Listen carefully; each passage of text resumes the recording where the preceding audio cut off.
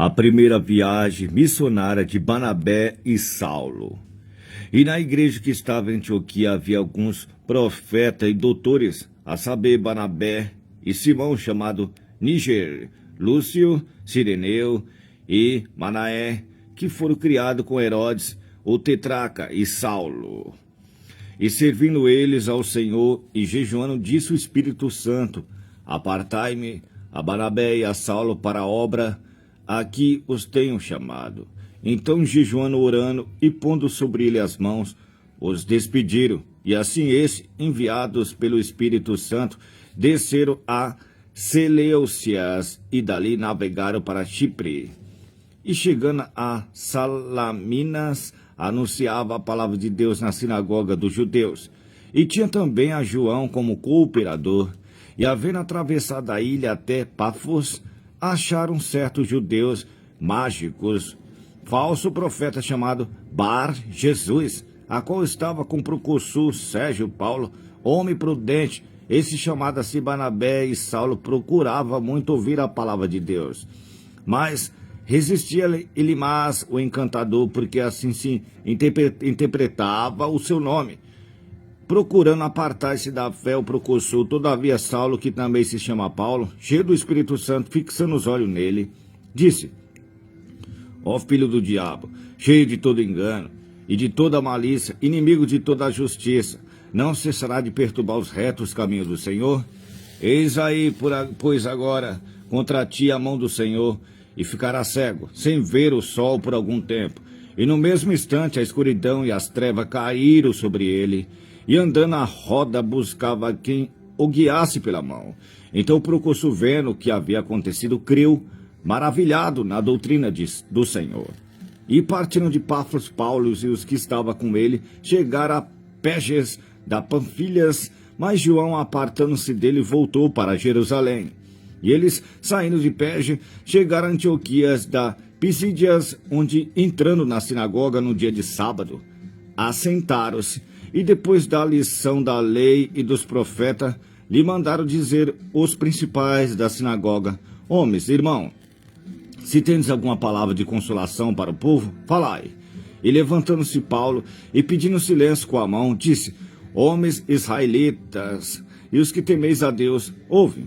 O Deus desse povo de Israel escolheu a nossos pais, exaltou o povo, sendo eles estrangeiros na terra do Egito, e com braço poderoso os tirou dela, e suportou seus costumes no deserto por espaço de quase 40 anos. E destruindo as 7 nações na terra de Canaã, deu-lhe por sorte a terra deles. Depois disso, por quase 450 anos, lhe deu juízes até os profetas Samuel. Depois pediram um rei, e Deus lhe deu por 40 anos a Saul, filho de Quis, homens da tribo de Benjamim. E quando esse foi retirado, levantou-lhe como um rei a Davi, o qual também deu testemunha, e disse: achei a Davi, filho de Jessé, homem conforme o meu coração, que executará toda a minha vontade. Da descendência desse, conforme a promessa, levantou Deus a Jesus para o Salvador de Israel, tendo primeiramente João, antes da vinda dele, pregado a todo o povo de Israel o batismo de arrependimento. Mas João, quando completava a carreira, disse: quem pensais vós que eu sou? Eu não sou Cristo, mas eis que após mim vem aquele a quem não sou digno de desatar alpacas dos pés. Homens, irmão, filho da geração de Abraão, e os que dentre vós temem a Deus, a vós vos é enviada a palavra dessa salvação, por não terem conhecido a esse os que habitavam em Jerusalém, e os seus príncipes, condenando, cumpriram assim as vozes dos profetas que se lê todos os sábados. E embora não achasse alguma causa de morte, pediram a Pilato que ele fosse morto. E havendo eles cumprido todas as coisas que dele estava escrita, tirando o madeiro, puseram na sepultura. Mas Deus o ressuscitou dentre os mortos. E ele por muitos dias foi visto pelos que subiram com ele da Galiléia a Jerusalém, e são suas testemunhas para com o povo. E nós vos anunciamos que a promessa que foi feita aos pais, Deus a cumpriu a nós, seus filhos, ressuscitando a Jesus. Como também está escrito no Salmo 2, meu filho és tu, hoje te gerei. E que o ressuscitaria dentre os mortos para nunca mais tornar a corrupção. Disse assim, as santas e fiéis bênçãos de Davi vos darei. Por isso também outro salmo diz, não permitirá que o teu santo veja a corrupção. Porque na verdade, tendo Davi, no seu tempo servido conforme a vontade de Deus, dormiu e foi posto junto de seus pais e viu a corrupção. Mas aquele a quem Deus ressuscitou nenhuma corrupção viu. Seja-vos, pois, notório, homens e irmãos, que por esse se vos anuncia a remissão dos pecados, e de tudo que, pela lei de Moisés, não pudesse ser justificado por ele, é justificado todo aquele que crê. Vedes, pois, que não venha sobre vós o que está dito nos profetas.